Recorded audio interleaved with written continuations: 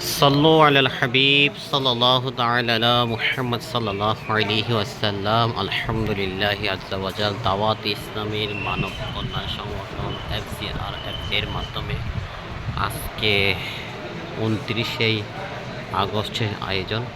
আলহামদুলিল্লাহি আজ্জা ওয়া জাল কুমিল্লা বুড়িচং থানার মধ্যে বন্যায় কলবিত মানুষের পাশে দাওয়াত ইসলামী FCRF এর টিম কাজ করে যাচ্ছে।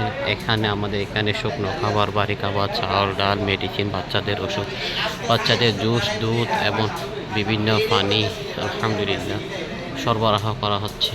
তো দাওয়াত ইসলামী এভাবে দিন রাত 24 ঘন্টা কাজ করে যাচ্ছে। আজকে ইসলামী ভাইরা বিভিন্নভাবে বিভিন্ন খাতে কাজ করে যাচ্ছে। তো আলহামদুলিল্লাহ আপনাদেরকে বলবো দাওয়াত ইসলামী FCRF পাশে থাকুন, বন্যায় কবলিত মানুষের সাথে থাকুন। আল্লাহ পাক আপনাদের সবাইকে দিন ও দুনিয়া আখিরাতের বালাই নসিব করুক। যারা সহযোগিতা করেছেন তাদেরকে মোবারকবাদ, যারা সহযোগিতা করবেন তাদেরকে মোবারকবাদ।